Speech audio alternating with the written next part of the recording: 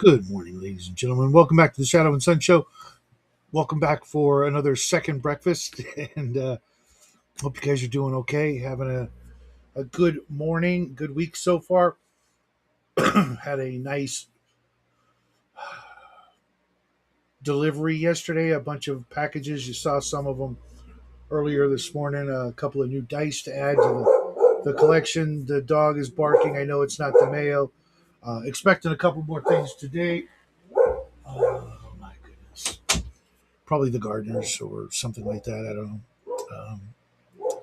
So let's see what we got here. Already got some chats going.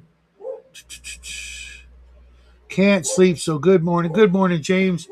I am going to give you a call later tonight or tomorrow as soon as the boy is feeling better and not needing so much nursemaiding. It kind of got him quarantined, and it looks like he's feeling better on the mend, that sort of thing. But at nighttime, his mom is just running around, beep, beep, beep, beep, beep, mother handing him and getting in my normal way. But I have actually been doing some reading. I got some more things I'm going to talk about when it comes to Lords of Gossamer and Shadow. I'm really digging it, but there are a few things that I'm not, you know, overly happy about. But we'll go over that maybe tomorrow or Thursday morning. And since I couldn't do some of the things I wanted to do, I decided to go and watch the rest of the Venture Brothers. I tried to get the boy to watch it with me, but he's just, not comfortable with some of the adult material. And while it wasn't as bad as I think season four, the end of season four was really, really uh, too much for him. But uh, I'm probably going to do a video on that. I absolutely love it. Unfortunately, I can't find the Venture Brothers movie that sort of caps it off, sort of does the Firefly Serenity thing, because the Venture Brothers only went to 7 seasons, and season seven kind of left open air. So I'm hoping that they tie everything up in a neat little bow. Unfortunately, I can only find it on Blu-ray. I don't own a Blu-ray player. I have no interest in getting one. Supposedly, we can watch it on the PlayStation 4, but we've got to buy like a special remote for that. And I'm like, it's got a controller. What the hell? The old PlayStation 2, I think it was, you could watch DVDs and just use the regular controller as the remote. I mean, I can get up and push a couple buttons, go back and sit down, or sit close enough with the controller. Just really, really evil uh, tactics used by our electronics corporations out there, trying to get us to buy another little attachment that they know we want, but why they don't just include it is just it's just shitty behavior. I think the boy wants in. The little boy, hey Chili, you gonna come in? What's your problem? Oh my God, he can't make up his mind. What he wants to do sometimes. So you can't sleep, huh? So what are you doing? You painting? Hey, squirrel, what's happening? I'm going to give you a call later as well. Um, Sorry I missed your call the other day, but uh, I a lot of times I leave my phone muted for reasons, and I forget to turn it back on, so I miss a lot of calls. But I am just about done with a bunch of the things on my table, trying to make some room and get ready for the big new thing that's coming to our home. I actually saw some pictures of it on Etsy from another producer, another supplier, whatever you want to call it, and I am absolutely on pins and needles waiting for it to get here, hoping to God that it arrives intact. I'm not going to say one piece because I think it's like 100 pieces. It's going to be about yay big, so I won't be able to show it off on this table. I'm going to have to actually use the dinner table to show it off, and it's going to take quite some time to assemble, I think. And like I said, hopefully, because it's a 3D print, that there won't be any issues. Playing Easy Red on PC. I have no idea what that is, bro. Um, I, I the only thing that comes to mind is Red Dead because the boy's been playing and watching videos of it. Yeah, I know, Squirrel, I know. I just I feel bad because uh, sometimes I kind of just get wrapped up in my own stuff here and just you know don't do some of the things that I should to keep in touch with folks. But I've been uh, dealing with the boy and some other things and trying to get the house back in order. It's funny, the room that I redid all by myself. World War II shooter. Okay, I think I might know the one you're talking about, um, where it's like really, really, really deadly. And I thought you weren't a big WW2 guy, but enjoy. I haven't played a real video game in years. But back to what I was saying. The only room in the house that is like perfect is the room that I did. Every other room needs like a crap ton of work, including the studio here. But it's shaping up. But the rest of the family is so busy with other things that they just don't see the need to jump on it and instead just want to hang out in my new room. I'm like, you got your own room. You got Jackie's got two. His mom's got two. I've got my two. Go migrate over to your area. More a WW1 guy, but it's a fun game. Understand. Squirrel says I'm putting together my top 10. I want a wandering monsters list, random monsters list, whatever. No worries, no worries. I thought about doing an outdoor one. I may do that, but for outdoors, it really it's way more dependent, I think, on the actual, you know, where you are outdoors. If you're in the mountains, you would be more likely to encounter some things. If you're in the swamp, I think the swamp actually has like kind of like the most unique and terrifying monsters. You get your swamp hag, get your willow wisps. Oh God, those are rough. You've got your alligators or your other reptiles. You've got snakes aplenty. Mountains, you just got maybe cave spiders, cave trolls, giants. I absolutely just I never use them. It's not that I don't like them. As you know, I'm painting the seven giants here. They're fun, but I think they're just too. Uh, they've been made too easy to just be just like giant orcs, big things that you just you hack on them a couple of times and they go down like like pine trees. And I think the the the the, the more unique, like the fire, the cloud, the storm giants, they should just be like genius level, not these big dumb oafs that we're always running into. Like they all have the mentality of a hill giant. They should be old old as the hills, so to speak, and big brain, lots of brain cells, uh, therefore really smart. If those of you don't know, apparently all brain cells are the same size, regardless of the creature. At least that's what I was taught back in the day. So the bigger the brain, the smarter you should be. They always show. Um, like Think Tank from the Venture Brothers, giant head, Modoc, all these other, big headed things are always, portrayed as, being big brained. And you would think that the giants would be along those same lines. What's up, Huey? Uh, how you doing? Hope you're enjoying the show. I know you've been probably busy. No, he's one of the guys who's like always right there on my morning show, whatever it is. He's there just to say hi. I appreciate that. And here comes the dog I mentioned him and he leaves. He's like, oh, fine. You think you know me so well? I'm out of here. Swear to God, he's so sensitive, but yet he doesn't know a single word, that he can speak. But he's like, he's just. Too smart for his own good. Next dog I get, it's going to be dumb. Dumber. Anyways, so that's what I got going on today. Really, really looking forward to this. I've been looking at some similar things.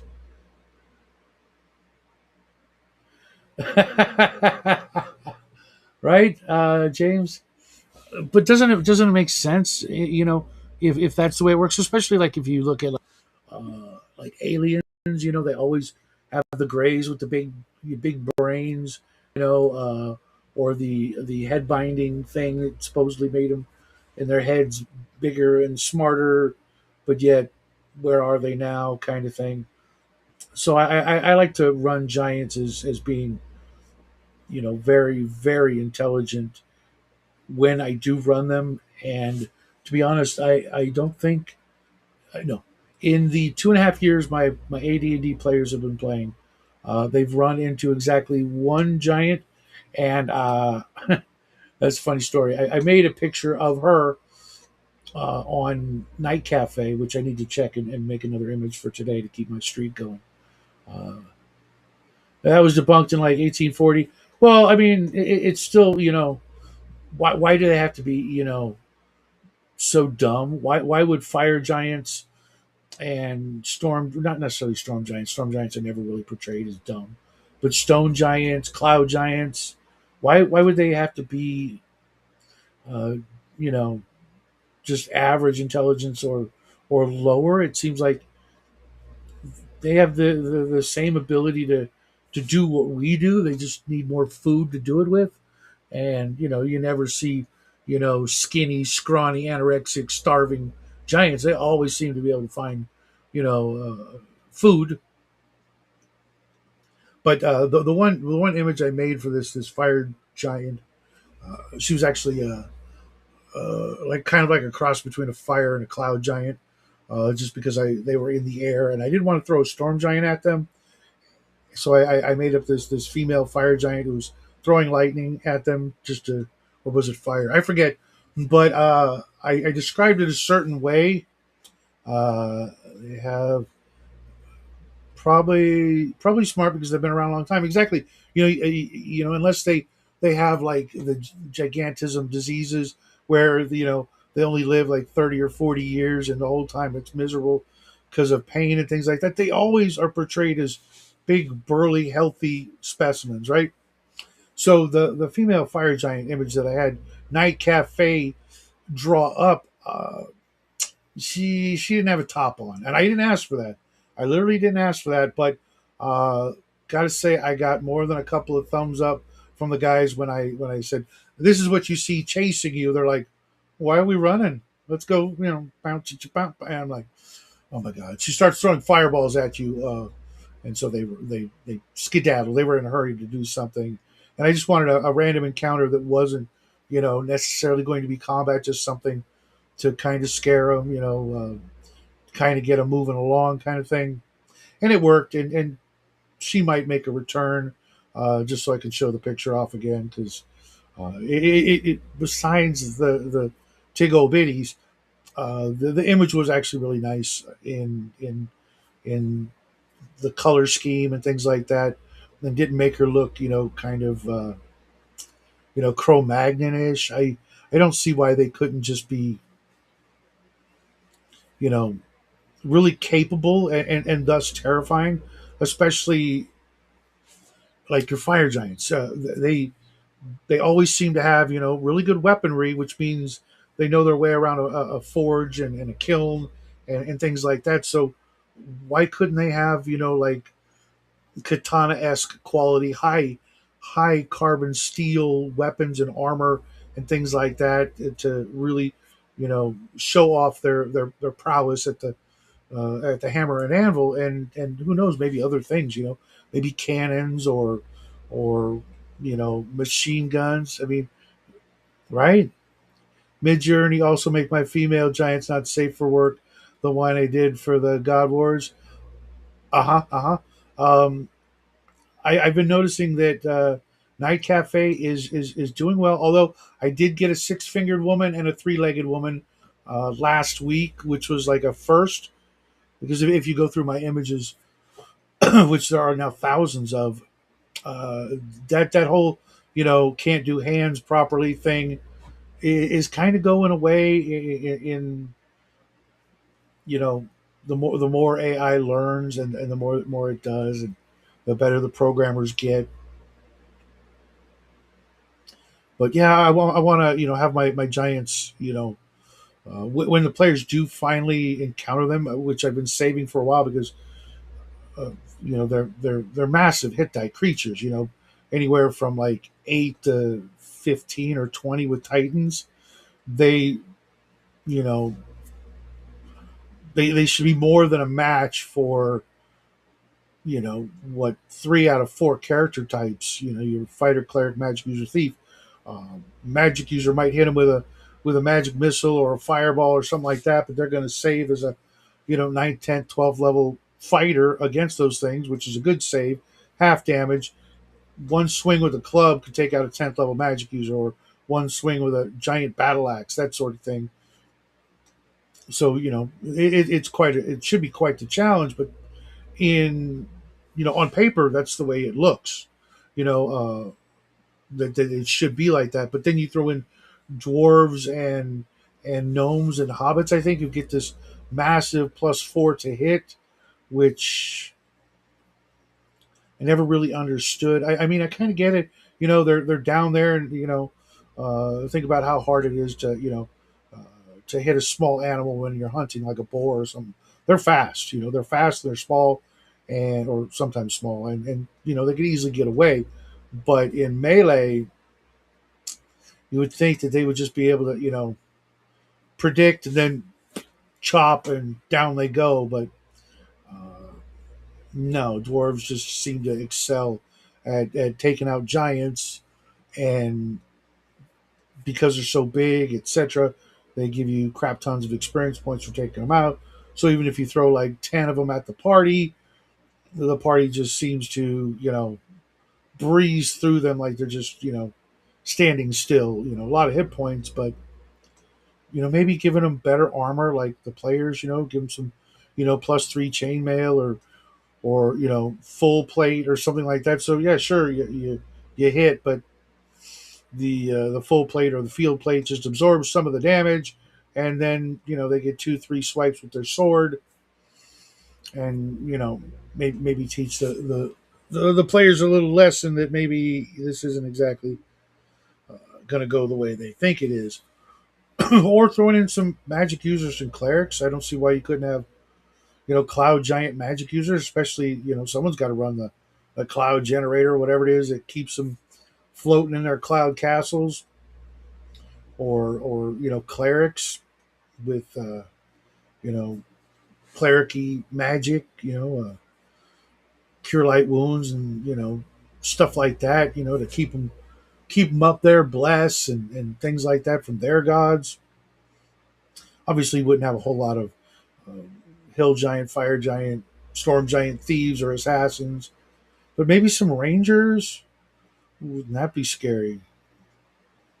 Storm giant ranger or cloud giant ranger, with a bunch of flunkies and a bunch of magic user and druid spells under up their sleeves, kind of thing. I don't know. What do you guys think about that? Are giants for you just kind of overused?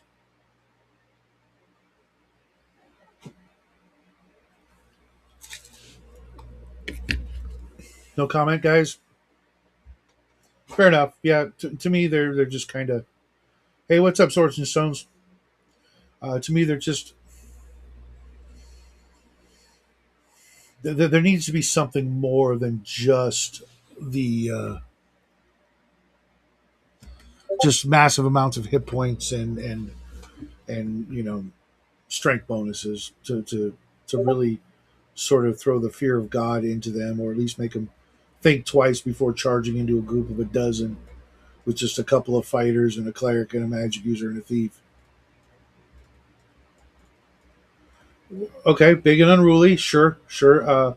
But like I was saying, think about like fire giants. Maybe some of them actually can cast some fire spells. Sure, the party's going to be, you know, decked out with rings of fire resistances or potions or spells. So give them some lightning. Let them throw a couple lightning bolts or magic missile. Imagine that a fire giant whips out a magic missile spell and hits the cleric for 5 6 magic missiles, no save, just brap. He'll think twice before you know uh, standing out in the open, right?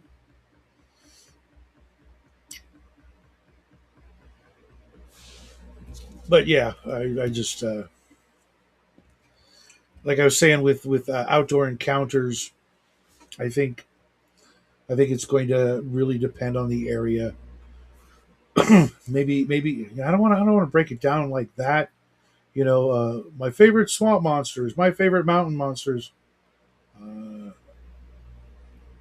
Uh, well, I think that that's like between that James and the Jack and the Beanstalk, which um, also seems like the guy had more than his fair share of magic items. The goose that laid the golden eggs, the singing harp, and the magic beans. Or not, he didn't have those. Someone else did.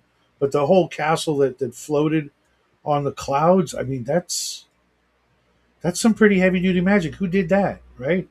What's up, Mobius? But yeah, I think I'm going to think long and hard on my top 10 wandering wilderness monsters. Of course, the random flying dragon is probably up there at the top of the list because nothing says run and hide like a dragon just out for a afternoon stroll, right? Even if it isn't a fire giant or fire dragon, red dragon, blue dragon flying by, and if you're out in the mountains and it's cold, a white dragon, although they're kind of like the redheaded stepchild of the dragon family, with their measly hit points, and you know they do a ray of cold. Well, you're probably already pretty well bundled up, and that's only going to do so much damage. I mean, how much colder can a cone of cold be than a blizzard, right? Especially if you've been walking in the blizzard all day, and then here comes a white dragon trying to breathe on you. You're just like, you know, I don't know.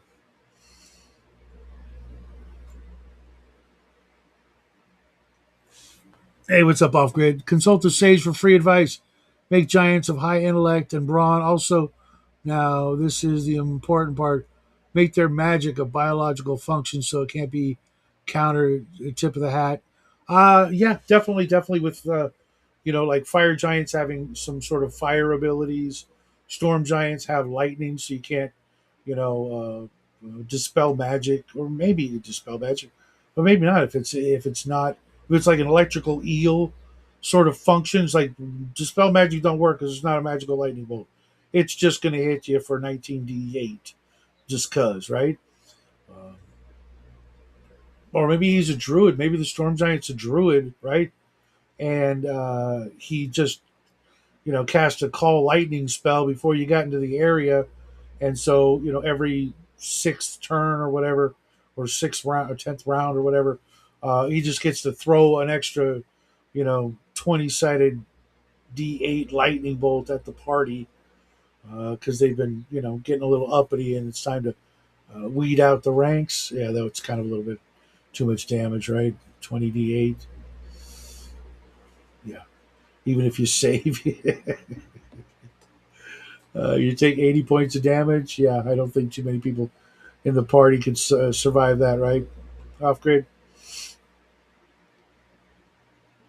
I'm really surprised a bunch of you guys didn't come on in and tell me about the games at the old underground online convention thing there. I really missed out on that. I guess from what I hear, you guys were in like a crap ton of games.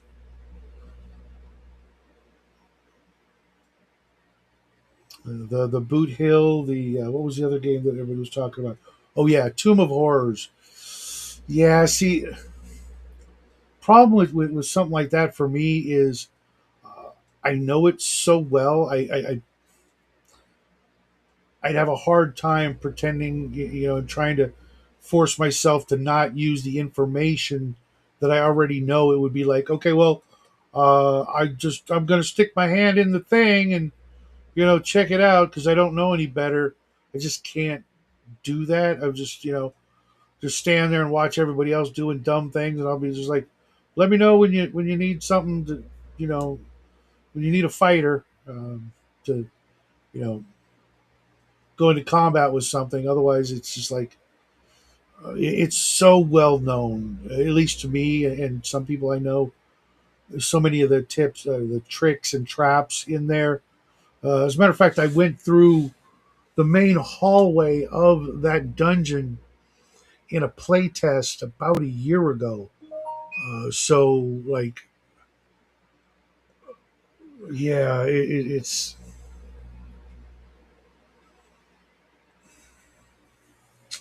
yeah. So one of the reasons why I don't do modules anymore. Really haven't done them in about 40 years. They're just I don't want to think poorly of my players, but if I were to pull out certain modules and they figure them out, how do you? Hey, what's up, Hungar? Where's your brother? He's usually here to hang out. You know where the link is, Hungar? You want to pop in and say hi? I planned on joining. I'm just eating a second breakfast and waiting for the second pot of coffee. Second pot of coffee. Now that sounds freaking awesome, especially with the new fireplace room that I've got going on, and yeah, heck, having a cup of coffee with you guys would be great. But it's water, but it's got the crunchy ice.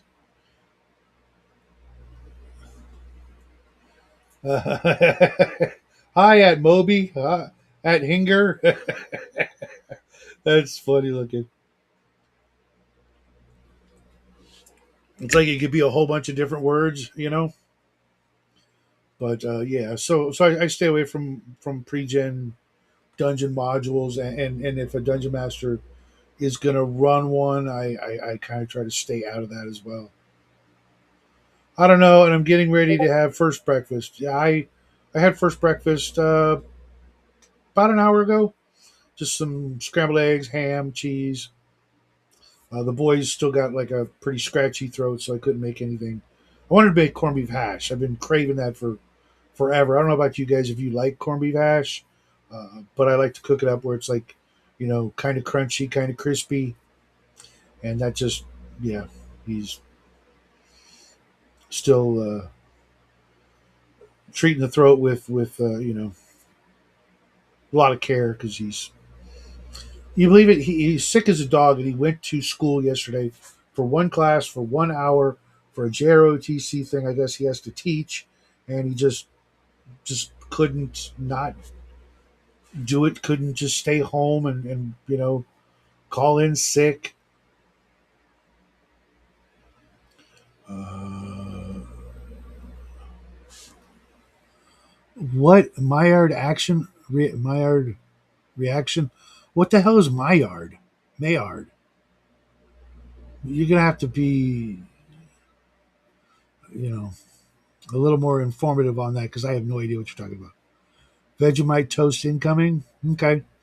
Yeah, I remember watching Fritz try that. I'm guessing it went right into the bin from his reaction, which reminds me, I got to go see how he's doing. I haven't seen him in a long time. Um, I still don't know what that is, James. It sounds like it could be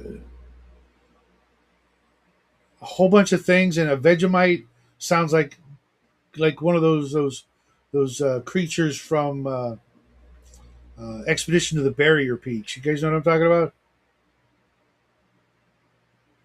Okay, I've never heard that word before. Um, Usually they call it caramelizing or something like that. Uh, but yeah, I never heard that word before. But I'll add it to my mental lexicon. Vegemite is a paste. Yeah, you could say that about some other things that no one would ever put in their mouth. So uh, you guys are taking lessons from Jackie this morning in your vagary. Could you be a little more specific? It turned him into a veggie white, right? Yeah, yeah.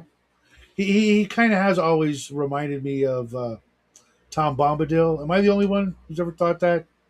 You know, if he was taller, he'd make a great Tom Bombadil. What's happening, Dean? You know where the link is. You want to come and join us. You are always welcome to hang out here. Um, I should be painting, shouldn't I'm looking here down at my table with a whole bunch of mine carts and mine rails, and those are almost done. I'm going to need the room real soon here, as you'll see. Probably tomorrow, I'm hoping that the thing will be here. Has all the complexity of spam, if that's your thing. Uh, if he, yeah. Um, I like spam. The whole family spam. Um, but I mean, doesn't it sound like the Vegapygmies or something? A Vegemite? You know what? It sounds like a monster that you should have. That's opposite the piercers. No, actually, it's the one Australian guy I worked with. He loved Vegemite. It's kind of like a spread that you put out there. Yeah, but what's it made out of? That's an excellent question. I forgot what it was made out of, but it's like super strong. But yes. Is it Marmite? Because I missed like the few seconds when you came on. Vegemite, which I think. Oh yeah, Vegemite. It's what's the difference again? What is it made out of? There's this thing called the internet that you're going to make us look up. Yeah, because I can't. When I do that, it messes with the connection and stuff. Spaghettimites. Bloody Krauts ventilated you? Oh, you sound fine from here. Spaghettimites. I was laughing at the Venture Brothers. Oh, it's from yeast, from like brewing. It's brewer's okay, yeast. that does not help at all. That's like the last thing I would have guessed, and the most like gross kind of thing I could think of. You know? I mean, there is a reason why it repels insect. Why is that? Because only Australian likes Vegemite. Okay. And there's like, it's like Nutella. That, and there's also a ton of salt in it. Yeah, yeah, it's super salt. Yeah, it's in a couple of other flavorings, but yeah, it's like Nutella. Like I never saw Nutella until I went to Europe. I thought Nutella was, like nuts ground up and mixed with chocolate. It is, and turned into peanut butter. It kind of, yeah, that's kind of, yeah. No, but my point is that it's a, it's a regional thing. But see, all that sounds good. Peanuts, chocolate, butter. I think it's hazelnuts. It's not peanuts. Okay, I love hazelnuts too. As a matter of fact, the only nuts I don't like are pistachio. Really? I love pistachios. I could never get into them. I don't know why. Maybe it's the green thing. It's like they're not done growing. That's what my brain says. My issue with pistachios is the work that it takes to get them out of their little shells. Mm-hmm. The Brazil nuts, I like those. Me too. Those they are actually nice. Those pecans are my favorite. Pecans, walnuts, all of them except pistachios. Yeah. Well, see, I did pecans, and they were in Iraq, and I used them to bribe the guys we were working. They're a weird bunch. But no, it was funny because they're like, "What are these?" I'm like, "They're pecans." They're like, "They're kind of like walnuts, but not." Right. You know, I like I said, yeah, walnuts but because they got pecans like are a. so much better than walnuts. So I grew up liking walnuts as a kid because if you crack them open just right, and you dig out the inside, and you get a toothpick and a piece of paper, and it's raining outside, you got boats. Do you ever do We that? Anybody? are we still talking about walnuts, or do we need to call for a cleaner? No, we're talking about walnuts. I don't recommend bug powder. Yeah. Uh, what do you call it? Vegemite, pureed vegetables and yeast. There are two things I don't eat, like unpureed or whatever yeast is, unless it's bread, and then it's already breadified. In which case, it's bread. Bread saved my life once, so I owe it a debt of gratitude. I don't care what they say about the bad things about it. How did it save your life? I was having some stomach problems, and I did not know what it was. It was just like mostly acid, right? Just like hardcore acid reflux or Ah, whatever. I was on my way to the hospital. Unfortunately, I had to do something else instead, and that meant a long, like 2 hour drive in a car. yeah. And I was just like in agony. And my brain just said, "Go buy a loaf of bread. You'll be all right." So I went and I bought a loaf of bread, and I just started eating it, just regular, crappy Wonder Bread or whatever it was at the time, right? And I just kept eating the bread, and by about an hour into the trip, I was like, "Oh, so much better." I just needed something to, soak up all the acid until the acid will go f itself. I will say this much: mashed potatoes saved a bird of ours that was attacked by a dog, um, which was Do anyway. tell. Well, what happened is we there was a we had a well, actually, my son's mother had this pit bull. People argue about whatever. It was pit bullish enough. Anyway, that dog, Mhm. when it snapped, would snap, and it killed off several of her birds, and it like ripped out the throat of one of her ducks that she had as a pet. Anyway, um, it was a cockatiel flying around, and the dog went after it because it got suddenly into that hunting instinct, Mhm. and she was able to save it. Well, the bird couldn't eat, and so we didn't have anything. So we went to Texas Roadhouse, and I said, "Ah, screw it. What's the worst we can do?" Because she was trying to give it some kind of food, it wouldn't eat it all. We got mashed Mhm. potatoes, and it could eat the mashed potatoes, and we just, you know, with Nursed it back to health. yeah, well, you can have like liquids with vitamins and everything. So we just mixed Mhm. the water, with the potato flakes, and it was able to eat that and keep it down, and it survived. So Nice, nice. Nice. yeah, Those Yeah. those big birds are the bigger birds, not like eagles and stuff, but the ones we keep as pets. I hear yes, are kind of interesting, but at the same time, I just cannot stand the smell of them.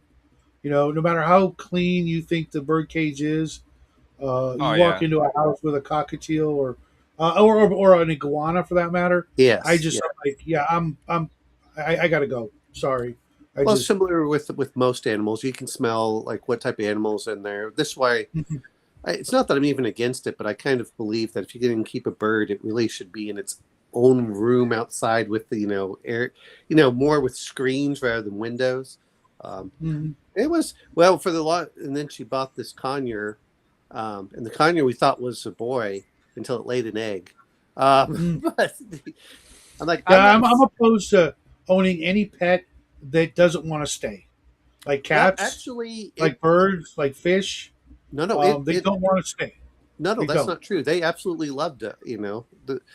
A lot of them will become their own pets after a while, but that bird like wanted to hang out and like wanted to be Hmm. part of the group. And anyway, one day they took it outside and kept it in the cage just so it wouldn't. The problem is if it flies away, it's generally it's almost a death sentence. Um, Hmm. but a turkey came in and ripped its tongue out. I don't know because it got kind of defensive and went, "Rah, rah, rah," Except and George. it opened mouth and it ripped its tongue out. So, oof, well, that's terrible. Um, but yeah, it was like, wow, I never expected that. And it was, I mean, it was a cool bird. My problem with it is I just don't want to have to deal with them for 30 or 40 years. Or in the case of like a parrot, I mean, literally, you're giving that to your grandchildren. Yeah, parrots are definitely a handful. And I'm not a fan. I I don't like some. I mean, It's it's weird. not that It's they weird. aren't there. It's I'd rather have.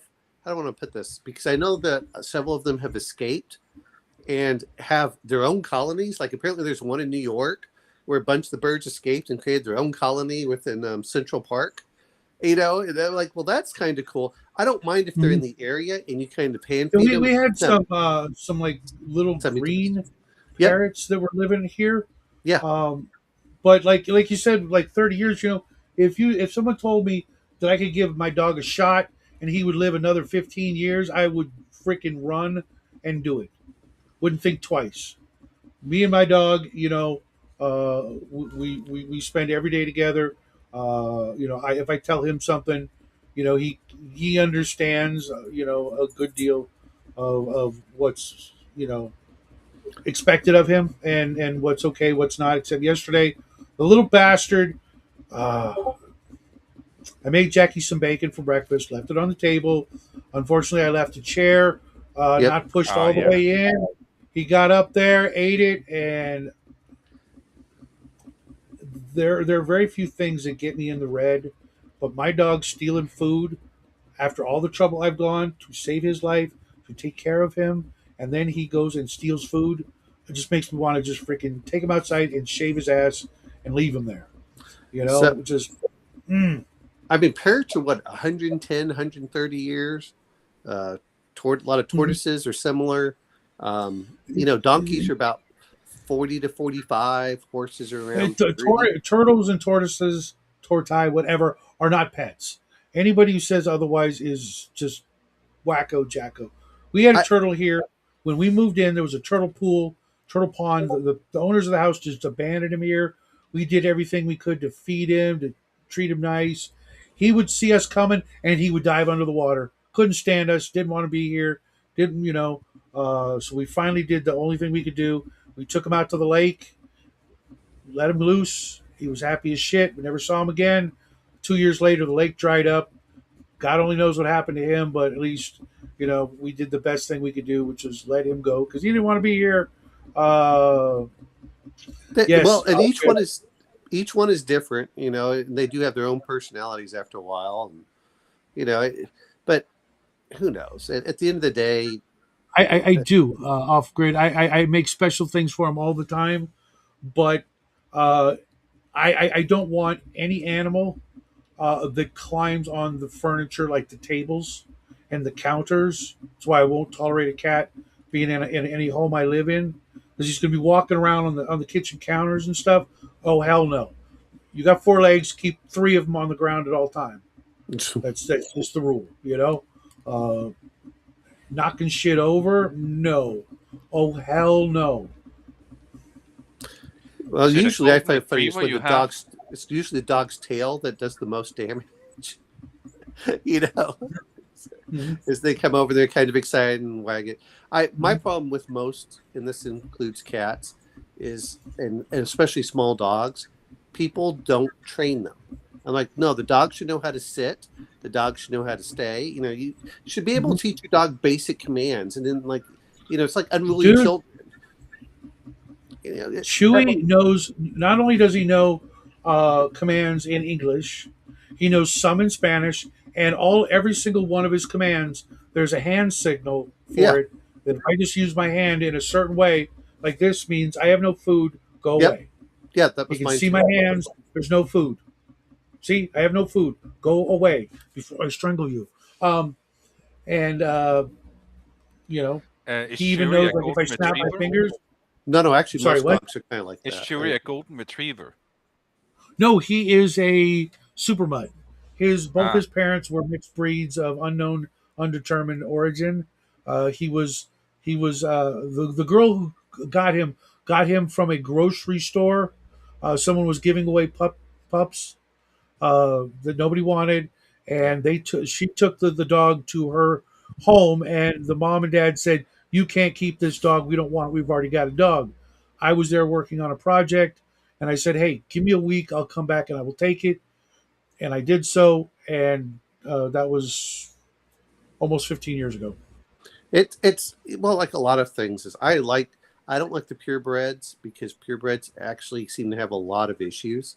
But and a lot of them are just bred not for working or purposes, which is what I really care about for a dog. They're bred just purely for looks. I don't care what your dog looks like. I kind of like the dog for its personality, and if you have a shepherd, I want a dog that can be a shepherd. If I want a bloodhound, I want a dog that can do that. Yeah, here's same thing. But yeah, at the end of the day, animals need to be trained, and it's not that I don't mind some things. And our border collie used to do stuff like she knew she wasn't allowed on the couch, so she'd wait till everyone went to sleep and jump on the couch. And then if we left and came back to the house, we knew she was on the couch because the couch would feel warm, but she wasn't on there when we were there. Like, okay, as long as we pretend that we're doing this, everything's okay. That's but yeah, the problem I have with a lot of animals, like I said with kids, is people don't have them well behaved. I said a well behaved, whatever it is, people love. No, I'm not saying that you can't. Hey, there are certain personality quirks. Like my dog was like, do not step over the dog, and people would step over the dog and wonder why the dog would snap at them. I said, do not step over the dog. You can walk around it. Yeah, Chewy's the same way with hands. If he doesn't know you and you reach your hand out, he's gonna bite it. Well, I mean, a lot of times the first thing I do is I put a hand out so the dog can sniff it. Well, hey George, be right back. But yeah, you don't have to be suddenly, but don't jerk and everything else. I'm like, okay, and it's funny. It's like, okay, they don't know who you are. Let them have a chance. Don't suddenly present yourself. But yeah, if you're like very tall, like with Chewy, he does not like tall, big people. So I have everybody, crouch down. Get down like you're Asian squatting. And let him not be so afraid that you're a giant. Compared to his dumb little ass. Funny thing happened the other day. There's this little black cat in the neighborhood. I don't know who owns it. It's always sitting on our front porch, and it looks completely homeless. Its coat is fine, but its behavior and everything is like, I got nowhere else to be, so I'm here. And Chewy hates all animals. It doesn't matter what it is. He wants to kill them and eat them, or at least just kill them, just because he's protecting the family against all things: lizards, bugs, spiders, rats, squirrels, birds, and other dogs and cats. Same thing. And the other day, he saw that little black cat, and he ran to chase that little black cat, and he chased it across the street to a car that there just so happened to be a black and white cat under the car. So he ran over to the car to chase the black cat, and then suddenly a black and white cat ran. He's like, what the hell? How did that cat change colors? I can see him shake his head like, what the hell just happened? How did the cat do that? It was freaking hysterical. And then he chased the black and white. Well, and I found, with certain things, like I said, the border collie, she would stare at you, and if you stared back, she'd jump up and bark at you. It was like, oh, okay. Yeah, your dogs don't like staring contests. What's up, George? Hey, James, if you were ever to visit, I would just tell you, bring some chicken, and it'd be your bestest friend. Yeah.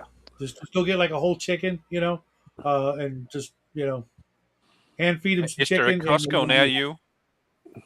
Oh, dude. Yeah. You are not kidding. That is the best chicken I have ever had for the best freaking price. $5 for a whole cooked chicken that's going to freaking just be absolutely delicious. And if you get a whole chicken anywhere, like a whole chicken, like from the butcher shop, it's going to cost like twice the price of a Sam's cooked chicken. So I'm guessing Sam's alien chickens are like some sort of alien thing, made in a laboratory or something. Because I mean, how is that feasible? Why is that the case? If I want to go, maybe because getting those special chickens. Grocery chickens are usually like the last chickens no one wanted, and then like they grill it and give it to you. They tend to be smaller too, like a lot of them. But at the end of the day, is like I said, I like having outdoor animals, and then there are indoor animals. Like a dog is fine. If it's a cat, I don't mind barnyard cats, and I don't mind. I'm good. What's happening, brother? Others. Hey, how's it going? Loving life, man. Living the dream. Hey. I had to mute Hey, TV you don't in have the snow background. behind you. No, it finally all melted. We've got like 25 to 30 millimeters of rain today. Just pouring Cool. down. Yeah, we finally got rain down here too, which is good. So We had snow yesterday, though. Was it yesterday we had snow or the day before? Day before we had snow. Sorry, man. Isn't well, it you like should be April? getting some of that green all coming out. I don't see that right now, but it'll be nice when everything No, pops it's out. all the winter. It's all the fall leaves laying on the ground from last year. We had a lot of leaves. Like the oaks and the maples drop a ton of leaves. I liked blue healers, to be fair. I mean, but most of the time I like dogs that are, what I want to say is they're not being bred because they're a certain breed. They're not being bred for money. Yeah. And that's the big thing. Don't get me wrong. If the dog is being bred for a working aspect, fine. I don't have any problems with that. That's weird, James. Yeah. We got ours. She's like a rescue from, and they say they came from New Mexico. They have a lot of healers and border collies that they Okay, escape what? sometimes or end What? up meeting with Excuse something my else. And ignorance. she's got What like the hell is a probably healer? got some kind of Blue accent. healer is a type of Australian shepherd, off branch of the what do you call them again? Collies. They Whole tend to have healers. a short, rough fur.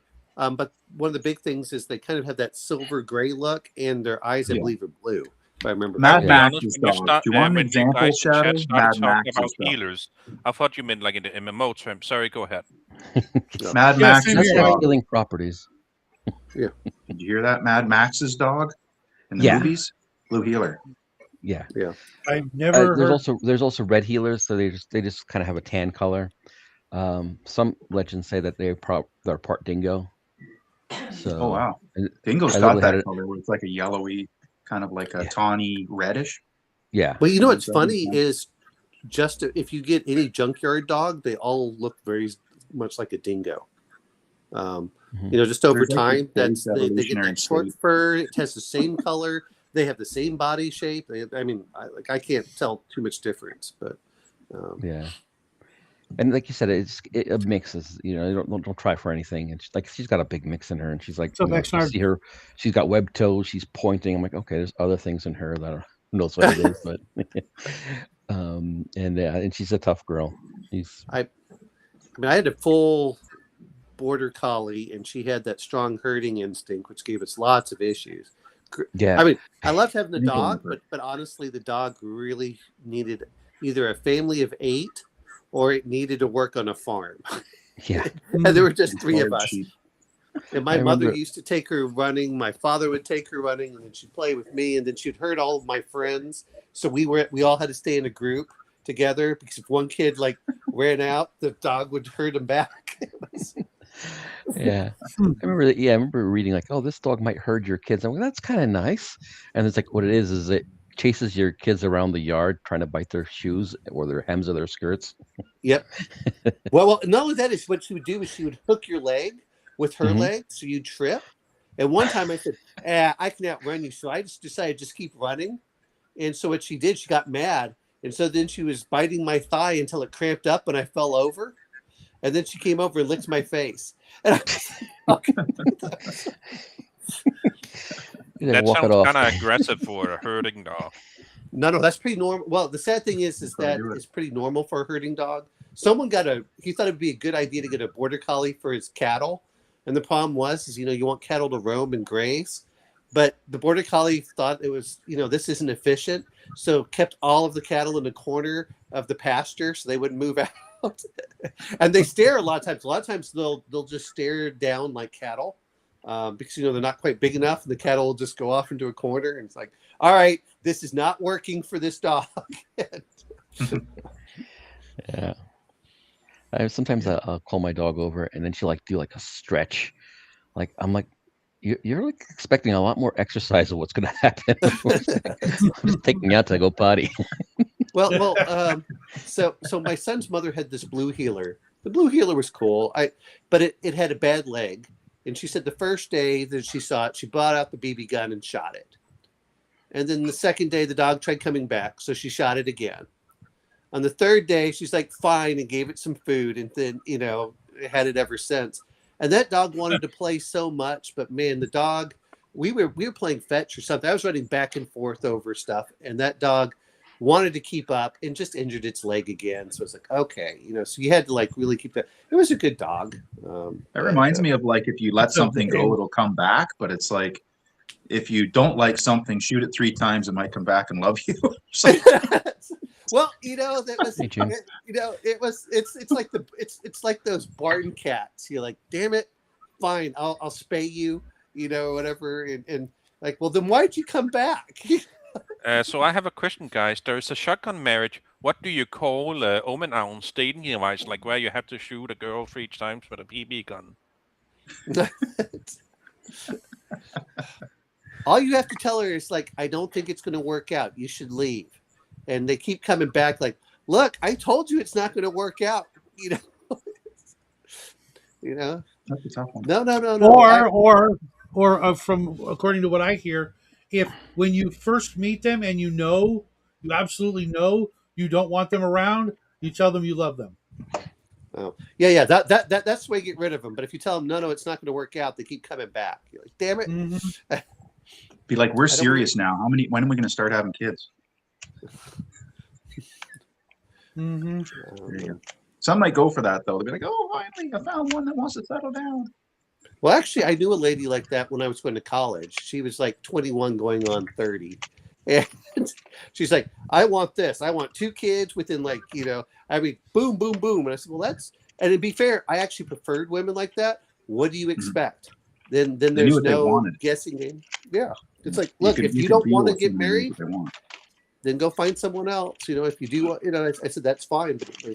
But she was definitely not one of these like, oh, look, I got an engagement ring. And look how pretty it is. And it's a wedding. Like, and then you find out that they don't even like the guy. They just want the wedding and the ring. Like, oh, that sucks. Yeah. Oh, you're in Orlando already? Nice. Treating wedding. Oh, wait, rings no, like no. that. You live in. No,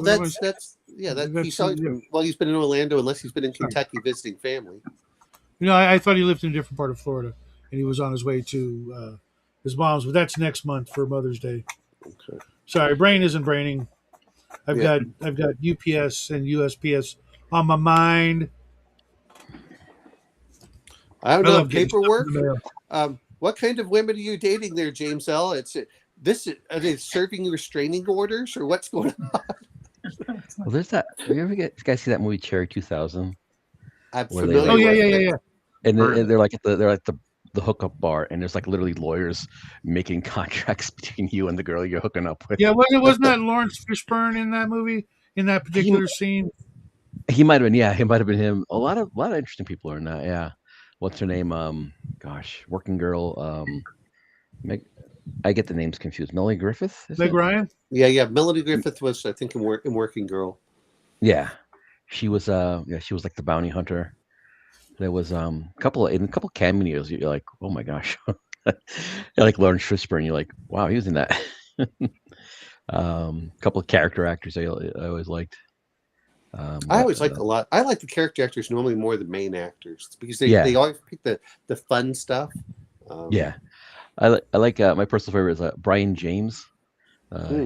He was like in Blade Runner, the guy getting the void comp test. He's like, "What's a tortoise?" Do you know what a turtle is? Yeah, I don't think that guy was a replicant. I just think he was like they took him like when he was drunk. Yeah. That was a good movie. That's such a good movie. I don't know why people don't like it. He's also. Oh, I love Blade Runner, and my it's my slow, opinion, that's it why. doesn't work if Deckard is a replicant. Yeah, I agree. Because because if it's a replicant, it's a movie about a robot who finds out he's a robot and then keeps being a robot. Where if he's a human, he's a human who had killed creatures that looks like people so often that he had dehumanized himself, and then through one of those he learns to be human again. Yeah, it's that whole deconstruction Yeah. mentality that just makes me freaking want to punch somebody. You know, one of my favorite character actors was Pete Postlethwaite. Yeah. Oh yeah, from he's a British guy. Solomon Kane, right? Giuseppe. Yes, he did that. He was in Giuseppe. Aeon Flux. He does. he does like these little character actors, but he's so unique looking that it's just I know that He plays some Yeah, heavy I roles. got a He minute. doesn't play comedic Got a minute sci-fi for him roles right either. now. He plays some heavy roles. Like in The Name of the Father, that movie, he played the father Giuseppe. Is that a Oh, goblin? That guy, that's right? an interesting looking giant, Yeah, he reminds me of him. But And I could have posed him with a weapon, but I just think that's just so much more interesting. Like he's telling all his giant buddies an interesting story, and he's not like functionally retarded. He's actually intelligent, kind of like what we were talking about earlier.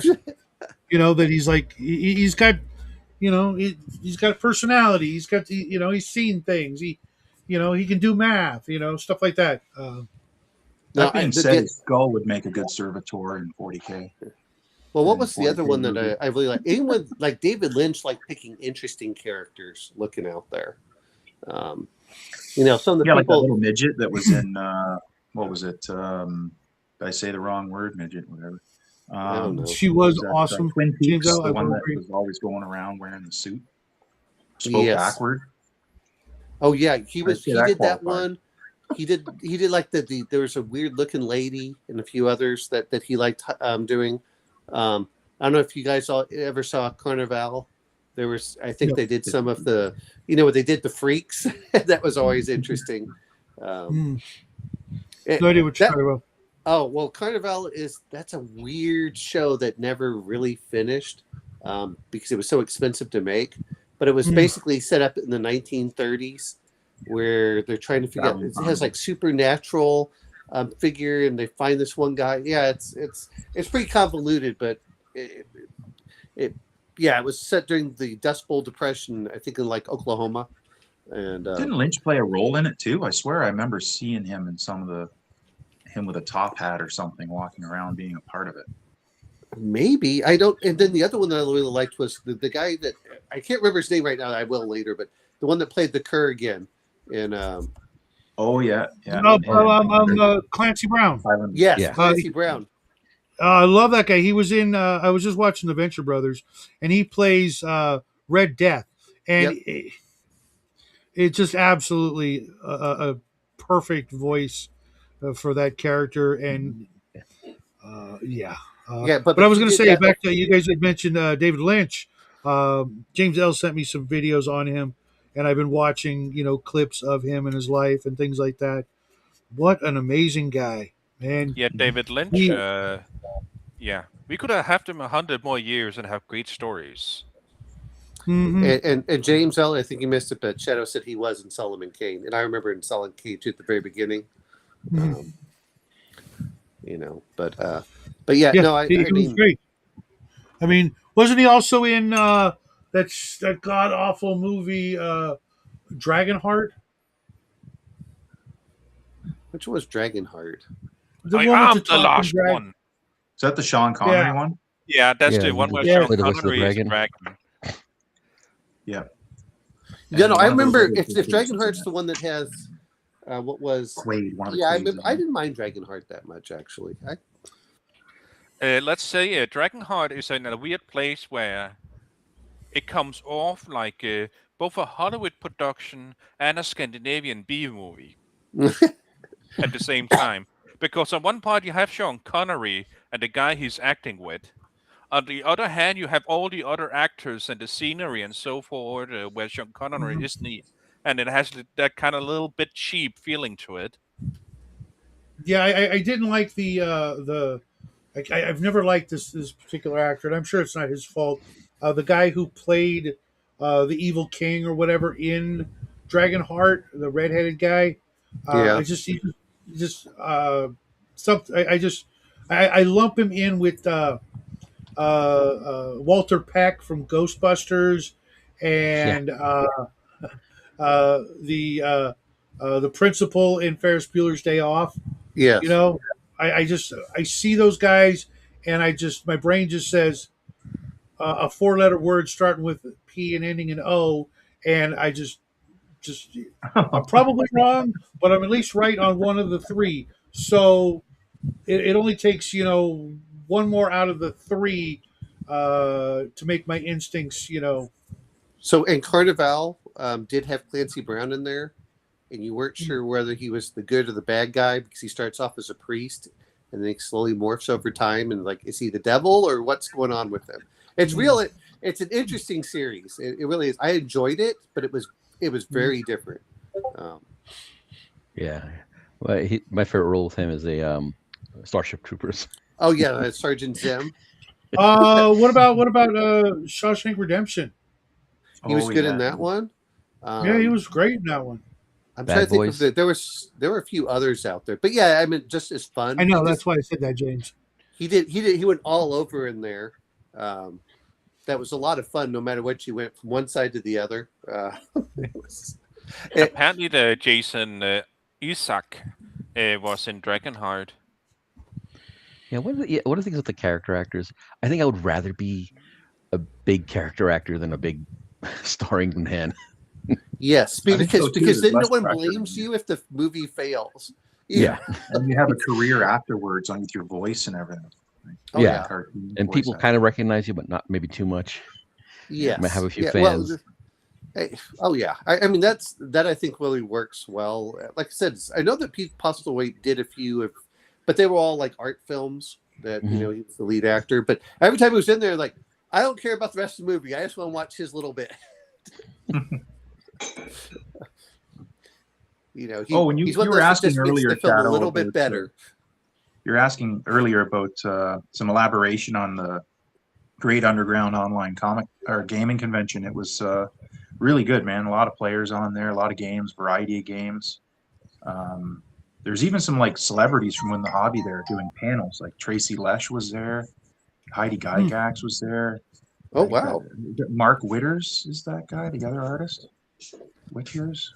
Not ringing a bell. I think it'd be TSR, interesting to listen to Heidi Gygax because she was there like near at the very beginning and using as a test subject for D&D. Yeah, so it was really good. There's lots of fan favorites there, and the games are awesome. I'm definitely going back again. Had a lot of fun there. Oh, good. With the Yeah, variety but of games. it was Really a good completely virtual game. online thing, right? It was completely Completely online. online, doesn't cost a dime. You basically just show up. Some of the users will use, or the game runners will use Owlbear for some of it, and some games are Theater of the Mind. And Owlbear is free to use. They just give you a link and you can use it. Yeah. Yep. I use that with OGGM's every other Saturday game, which will be this Saturday.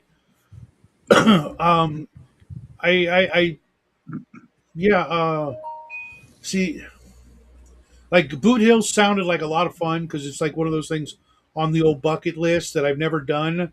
But a lot of the other stuff, like lately, I've been really, really, really, really, really bored. Done it, don't want to do it again, don't want to ruin it for other people. Want to do stuff that's like more and more, niche inside a niche inside a niche. You know what I mean? So we'll see what next year, brings. I'm hoping it's just a phase kind of thing. So James L., I'm going to say this purely from growing every year. So there'll be new games, and sometimes an old game can be fun if you play it with like a whole new mix of players and a GM. It can be a totally different experience, right? So James L., to answer your question, is I like Foundry, but you do pay for it, and it is overwhelming in many cases. So it has a steep learning curve. But also a thing to note about Foundry. It's really great if you're playing the big games, but the smaller games, you don't always have that great modules, and no one is developing for them. I will say as much as most of the games I have, I've been noticing this, is even though I buy the books and everything, I buy the VTT with it because it does automate things in the background. But if it's really niche, I understand it, but that's we do just about anything. And we still kind of play Theater of the Mind anyway. It's just more. Yeah, I've been thinking about it. The VTTs, like every one of them, I've played on Roll20 a lot. I played on Foundry. I played on Owlbear. I think I played on another one, but I can't remember what it was called. And to me, it's like the perfect argument for why you would need like an assistant DM. If I ever have one, he'll be in charge, or she will be in charge of this crap. Someone I can Technical tell, hey, I assistant. want to do this stuff, okay? But I don't want that person playing. You know what I mean? Because then they know all the stuff, right? Right? It's well, And it gives you That's the your option. son, Shadow. He's the younger, more tech savvy version of yourself that you can tell what to do. yeah, getting him to pick up after himself is hard enough as it is. But now picking up after me, because every time I look at them and I watch people use them, I notice that they are letting the technology do some of the more important heavy lifting, the descriptions, the narrations, and while for some people, especially in a certain age bracket and younger, that's probably great. But for us old farts, whose brains are calcifying, and we want to, we want to hear the sound of our own voice and do certain things. It just seems like it's kind of like 3D printing. It's a whole new hobby unto itself. Sure, you're making something really cool, but to learn how to do all the things you need to learn how to do to start 3D printing, it's going to take up a significant chunk of memory space that I got left in the old skull. And it's like, do I really want to do that and get into that as a necessity? Or do I want to spend my time actually enjoying the thing that I need the Yeah. 3D print for, which is painting? So I've been like, yeah. instead of like, because I could have bought like literally like a room full of printers and probably hired some guy to do all my printing, or do I just want to like go get a model, find it, wait for it, paint it, and enjoy that Yeah. process instead of like managing all this other stuff so that I can still get the same model to paint. So Yeah. a little One different. of the things over oh, sorry. to roll, like for really crunchy games, or like if you were going to do like first edition Dungeons and Dragons, like with all the armor and stuff, that to me is where the VTT shines. Is it allows it to do that. Stuff like, hey, if you're playing online, it helps to get the maps. Those are the things that I think that it really does. I think the problem sometimes is that people try automating too much of it and letting the automation do everything. But like I said, is, hey guys, and not that I've done it with yours, but hey, you can see this far. This is what you can do, and I don't mind it. But man, I've seen too many people. Like for me, just give me relative locations. I'm okay. You don't have to be exact. But I saw one guy where he wanted to count every hex and things, and it took longer to set up. And I was like, we don't really care. Just tell me he's at short range or long range or 75 feet. Yeah. I don't have to measure everything out. And I think that's it's the same thing whenever you get miniatures. If you all of a sudden you start to use the grid, everything starts becoming the grid rather than using it as an idea of where you are or where the map is. It's like, tell me your marching order. I don't have to have every character exactly where you are. And then if you can move around during combat, that's kind of it. But I think that's right. part And like the idea that you can only have, no matter no matter how big the square is or how small, only one person can fit in the same square. That's utter bullshit. Board game, war game mentality. I know I've been in some pretty tight spaces and done some pretty tight work, and a shorter person and me could fit in the same 2.5 by 2.5 foot freaking square on the ground. You know what I'm saying? normally, one of the things that I I kind of disagree a little bit is that I like the positionals. I like, and it goes with the sort of the role play where like you're a rogue, you're behind the guy, you're flanking, the fighter's flank, got him on the other side, you're flanking him, he's got his attention split between you and the the fighter, for example, and things like that. I kind of like that, and I think it's probably hard to do positionals in theater of the mind. So I think that's where I said that I like relative positioning. I don't need exact distances. So if you tell me you're behind him or something, that's still relative positioning. Real quick, I'm gonna head out for dinner. All right. Talk to you guys another See you time. later. No, see you tomorrow, Dean. And then the Dinner other time part already? that like I said, is I have the role master. It figures out if you're behind the characters and stuff. But I don't want it taking over so much that I'm more worried about getting everything exact. Like the game still needs to move on. But with Rollmaster, oh my God. And I don't know if any of you are familiar with it, but they jokingly called it Chart Master. It's like every weapon versus every armor type has its own. You have to roll on the chart to figure out what kind of critical you have, and then that critical gets compared to armor, and then the armor has to go over here, and you have to roll this. Well, on a VTT, that's done in like 2 seconds, but at the board game table, that takes forever, and that's why I said that's why. I said if it automates things like that, that's great. Like you said with an assistant GM, and I haven't done this, and I know that people do, where they have it like automatic triggers. If you do this trigger, like. Not that every trap, I know you were talking about traps, but a lot of times, at least in the old D&D, the trap goes off on a 1 in 6 or something. So the party can actually walk by a trap and not ever hit it. And then when they come back, they get hit by the trap. It actually gives you the option to do stuff like that. I mean, there's like really cool stuff you can do. But that's why I said the learning curve. But doesn't that take away from what the GM is supposed to be doing? He tells you, you hear a noise and narrates the slow, building fear and tension, where the VTT just goes, "You sprung a trap." Well, no, I can do sound effects. No. You missed the whole thing where I was doing the alerts. I know that the off grid and George there were listening to him in the background as I had the sound going off. Like, well, you got 10 minutes. I can see that being fun, ambient music and sound effects like that. But I mean, like the instant that a player moves his token onto the trapped square, it goes poof, trap. You take 13 points of damage. Like in a regular video game. I want that whole process to be drawn out a little longer than let's say maybe a whole 30 seconds to a minute before you actually tell them you take 17 points of damage. I want to build it up and get them to feel, you know what I mean? Like their skin crawl. It depends on the, you can set the trap to also, well, I mean, to be fair, and I am not on this level for Foundry. I can set up to have a time delay. I can set up to do, like you can do sounds like if you want to do like a rolling rock, you can set it up so you can start hearing the rolling rock and stuff in the background, and use the DM can still describe stuff. But yeah, it's like, okay. No, what I mean, I guess the way I should describe it is, I want to do it in slow motion. You know what I mean? When they hit a trap, I want to actually slow it down to where they get that sort of Matrix feeling of the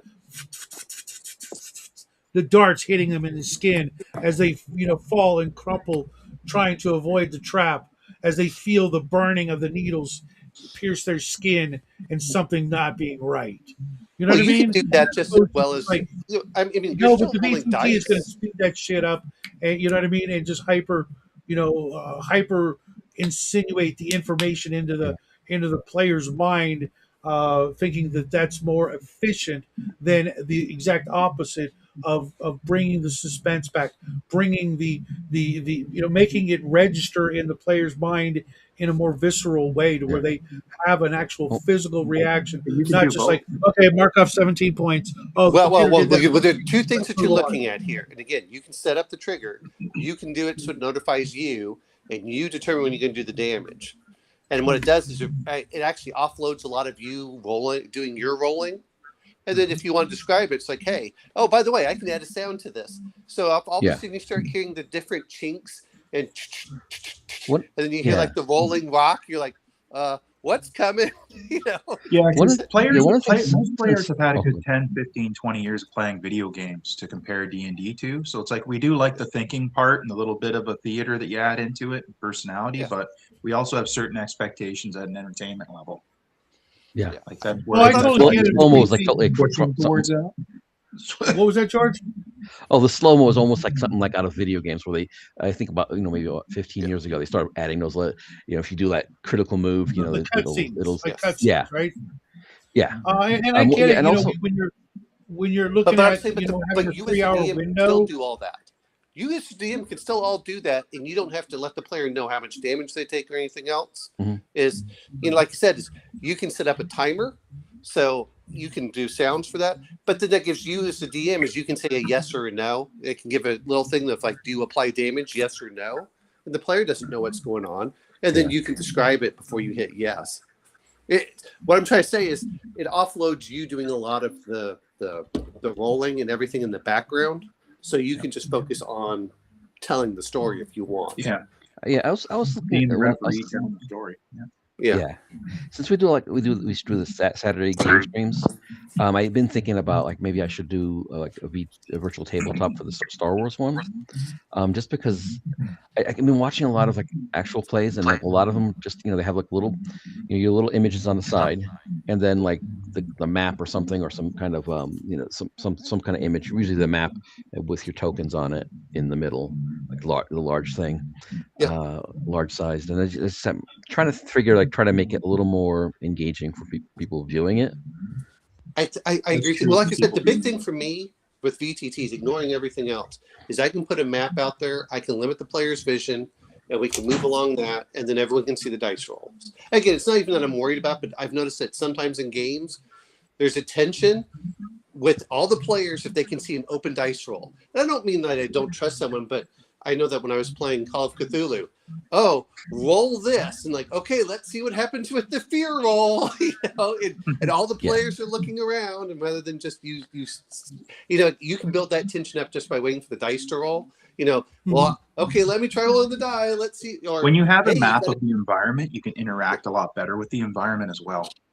Like you're not guessing what the environment is or all the little details. When you see a picture of it, like in VTTs, you're like, oh, look, there's a window there across from this alley, and a door lines up here, and then the idea forms in your head, and you make a plan.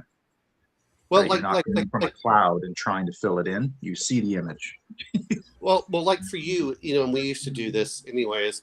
It's very easy to put the map of like the old modules in there, and then just put a character token for the party, which is what I kind of care about as a DM. Tell me your marching order. You put all the characters in the corner. That's your marching order, and then we'll just move one figure at a time as you're marching it as a through reference. And then the players don't have, and I can hide things in there, so I can hide stuff that like secret doors or stuff like that if they don't know. But hey, there's a door that's open, and I can set up so they can actually see the board effectively, but they can only see as far as they can see. And then if they want to map, then they can do that, and they can automatically, black out everything. You can block it all out, so it's all black, and then literally just reveal areas, like erase the darkness. Yeah, that's what Bloodwork does, the whole fog of war thing, and I think that's what everybody does, really. That's what I experienced. But it still takes out like the need for an actual mapper, because you can look at. It does, and it doesn't. What I'm saying is I can get it so it blacks out, so you can only see the part that your characters can see. Yeah, but our memories are better than that. In the real world, it's easy to get lost because there's so many different details and different angles. But when all you have is a top-down angled view of a corridor, and you see, there's that four-way that we were at before, that four-way intersection, we know, unless we, turn wrong, we kind of, to me, it kind of takes a lot out of I don't have a problem with it because, well, for me, it's hard for me to get lost normally. I can usually find my way back through stuff.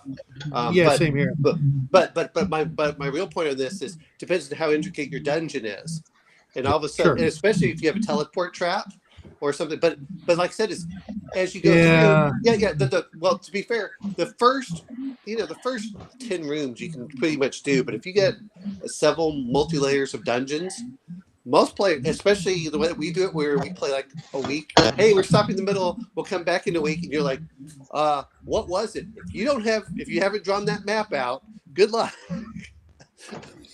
Well, I think Gone for the most part, playing Mega Dungeons online is like kind of like a lost art. I gotta leave, guys. We're doing good.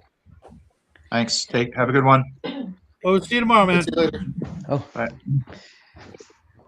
Yeah, we're doing Stonehell in live, like in person with each other, and I kind of wonder why, like, the GM doesn't just, we have a person mapping it out, and it's like kind of takes a lot of time. Like, no, it's 5 squares this way, and then the door is here, and like he's literally, why don't the DM just kind of photocopy the page and send it to us later, and we never really use it, and there's no penalty for mapping the dungeon. Like, there's no like, oh, well, you have to spend extra time to map it. Like, okay, you've just spent, a turn or a round or whatever mapping the corridors.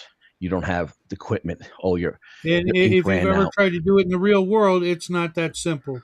Yeah, No, it's a pain in the ass, and it was a product of its time. That's all there was. There was no other way to play without, mapping or the DM just giving it all away and going, "Here it is." That's why I like my my ideal way to play is, in person. And even though I love the 3D train that we have, I like the old dry erase marker uh, tabletop, where you've got the clear plastic over a grid and the DM draws that, so that the player has to freaking, someone in the group has to make a map, and they got to make it quick because me as the GM, I might erase it because you guys moved, 80 yards forward. I'm going to erase everything and I'm not going to remember it. Yes, I'm not. but that's my I'm just point. Is moving on. that's what a VTT does too. Like I said, it's Hey, like Jack, it depends on how you want to do your fog of war. You have the how you fog of doing? war where it shows the unexplored areas is still black, Mhm. but you can set up Yeah. the fog of war so anything you don't see is black, and that doesn't seem like a big deal until you get like into several different layers for dungeons. And you're right. The other thing is the guy who has the great memory. If he's the one that dies, Yep. and the other one, and this one is the DM, and I think that people forget about when we talk about the mage. The mage was generally the one in the group that was either holding the lantern because he didn't really have any use for his other hand, or he was the one mapping on the off Mhm. time, which means he sat next to DM as he was going through. That's what I usually found was, the everyone else was, hey, you have to be defending us. Mage, you're the one that has the scrolls, knows how to write. You're going to be the mapper. It's like, yeah. okay. And Um, and I think like mapping is like it should have some kind of like a technical element, like a Yeah. role play element or whatever. Like you like I said, time in a dungeon, but like also like you've spent time mapping this part, so now when you go back past it, you have less likely to be encounter a random monster or something like that. And just some kind of what do you call it? Like just some function in the game. Perk.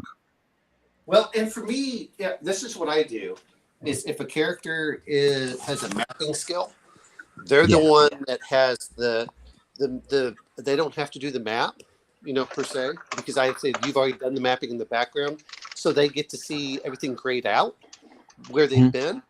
But if they die, then guess what? Unless the players grab him or his map, which usually is one of the things they forget to do, they get all black except for what they can see. Yeah, Oh, yeah. that reminds me of something. I am getting really, really fed up with those kind of gotchas Why is it a gotcha? because the fucking character wouldn't make that mistake, and Yes, and they we've just would. Yes, they would. no, Why would no, they if wouldn't, you're in a dude. panic No, mood? oh, What's the at first the thing very It least, could be a you put back? downtime activity that they've at transcribed the it to very like least, you roll for them and remind them, hey, you as a player forgot something that your character wouldn't. No, I have exactly the different view. Is you are in a panic state. It's Gotcha. not a Bullshit. priority. You're running No, for it. not That is budging not the me. first thing that people Never. grab. You're wasting your breath. I'm No, no, fucking no, up to here with it. I'm no, no, so no. up to here with it, dude. Well, then No. then you as a player say, "I'm going to grab the map." If you don't, then you lose it. It's not any different than if you say, "I grab his backpack" or "I grab his potion of healing."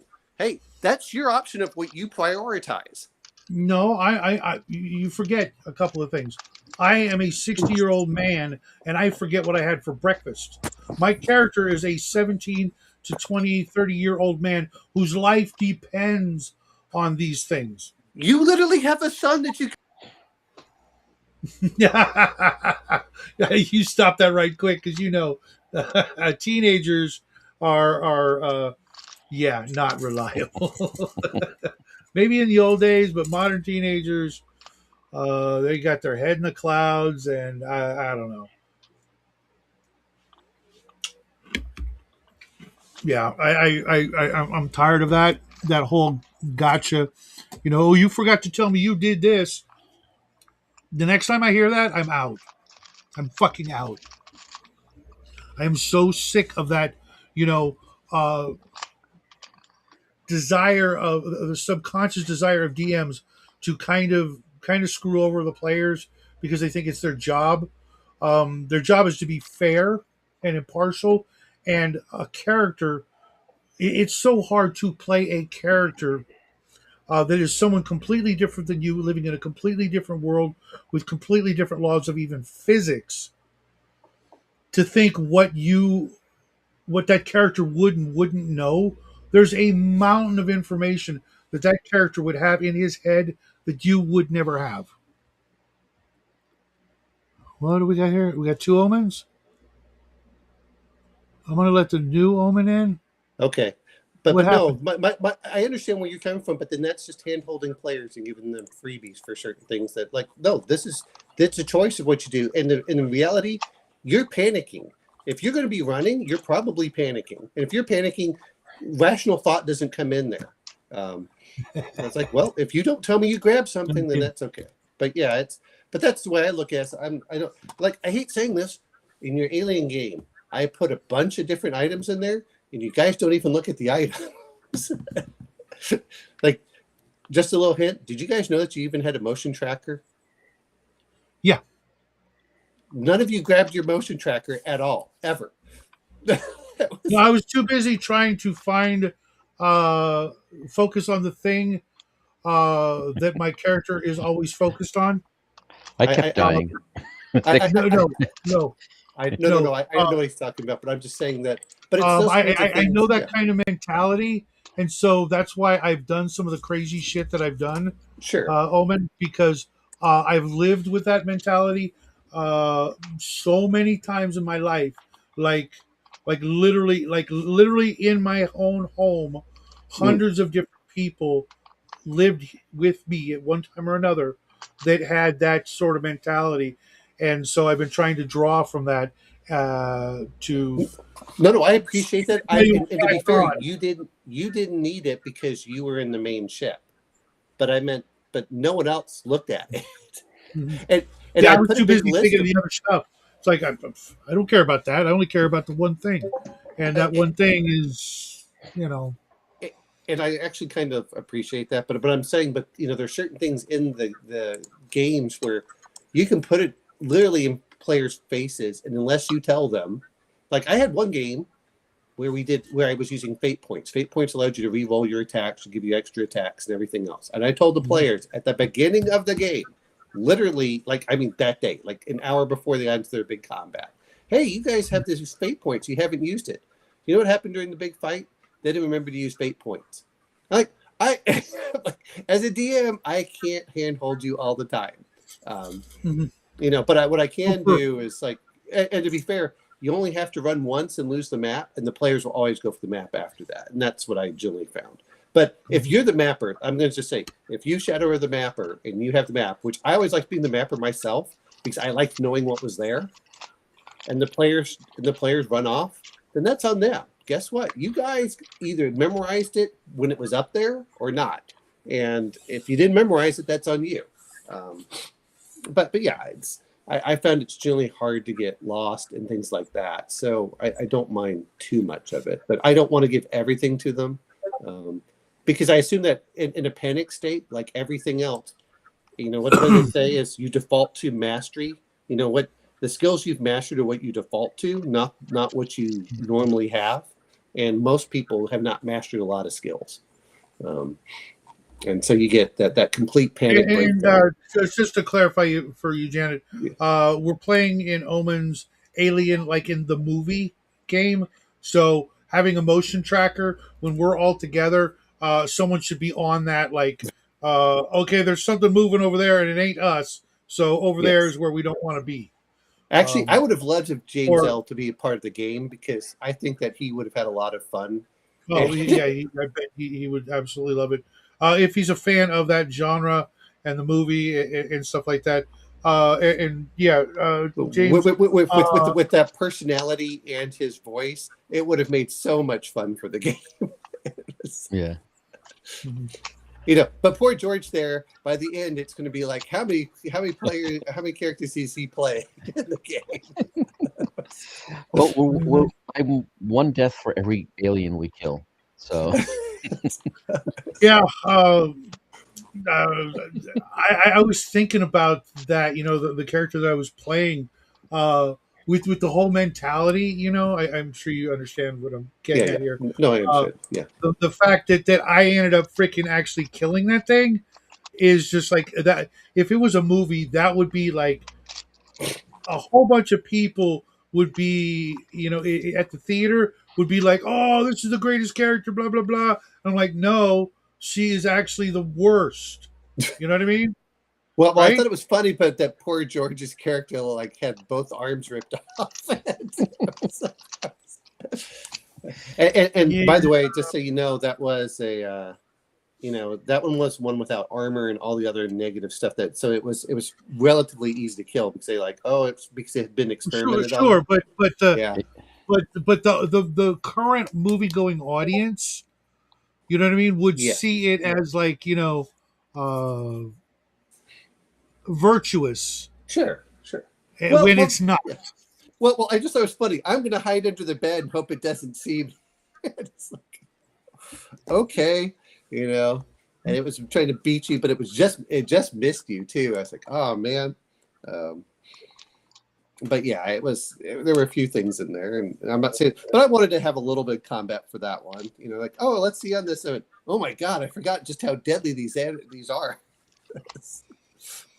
Well, I mean, you know, it's not hard. Us humans, you know, despite how awesome some of us can literally be, you know, in combat situations, against, you know, overwhelming odds and crazy encounters and blah blah blah, we are amazingly fragile, and people don't seem to quite understand just how easy it is. I mean, one tiny little nick could be the end of us. Yeah. Well, what The amazes whole me idea is of massive amounts of hit points is ludicrous. well, to me, it's hard to kill a human being initially, but given a few hours, we die pretty easily afterwards. You look at horrendous wounds and like, okay, and then the person finally bleeds out after the combat or something. It's to get a quick kill is hard. I remember, I don't know if you guys ever read Black Hawk Down, but they talked about shooting a lot of Somalis with the green tips, which are the armor piercers, and They're crap. What are you talking about? well, like most things, is if you use hunting bullets, it's a whole different thing. But the green tips were fine. But as far as like really putting someone down immediately, they're crap. Now, don't get me wrong, you can die in like 2 or 3 days afterwards, but it's just like 22s. 22s are not that dangerous initially. Well, I mean, but you'll die from the Well, infections and everything else from them. Yeah. I don't know. Tell that to all the people who got shot in the back of the head when they didn't know it was coming. It's still hard to kill. Well, I mean, like I said, it's a lot of. Well, they also didn't care if you took 4 hours to die. They just threw you into a pit. And said, Yeah. "Good luck." When it's that close, Well, it's have you real seen easy. people? The number of people. This one I don't like. Is like the number of people who shot themselves and didn't succeed, and like they blew off half their jaw. Well, yeah, but those weren't professionals. Yes, but I'm saying even for a professional, most of the time is you're not. You also strangle people, but like I said, it's a lot of them is even if you're still alive, you can't fight back, and they just throw you in a pit and let you die there. So, what was Yeah, it? I got morbid real quick. So. Yeah. Of course. Sorry, Jan, I didn't mean to scare you off, but we're guys and we're talking, this crazy stuff. No. The action is only for the motion detector to warn you well in advance. The worst you can do is like, hey guys, the alien's charging at me. Hey, let me see what my motion detector says. The Mark I eyeball works a lot better than most everything else. The Mark I eyeball, what's that? What you have in your head right now. Yeah. That's, I'm gonna log out right now. I all gotta. right, yeah. Things I need to deal go. with. I'm back at work, so I'll let you. Yeah, guys we're go. 40 Yeah. minutes over. yeah. Just for real quick, Janet, we start at 9 a.m. my time. We usually ostensibly only want to go an hour. but like today we had like 5-6 people come in. You're always welcome. If you're not a member of my Discord, send me a message. I'll send you an invite so that you can just pop in. At the very top of my Discord is a channel called Live Stream Links. Every morning I put up the link for this show. You're always welcome to come hang out with us and class to join up. Everybody else out there, We're can also, we play Alien Saturday? I think I'm free. I'm pretty sure. Yeah, I'm here. As long as everyone I'm else free is. too. All right, if Great. if it looks like we have a consensus, Great. cool. I can watch you guys die again another day. Folks, have a great day. Yes, I'm gonna go George. check the mailbox. Love you guys. Happy trails. Bye. All right, bye. Poor George.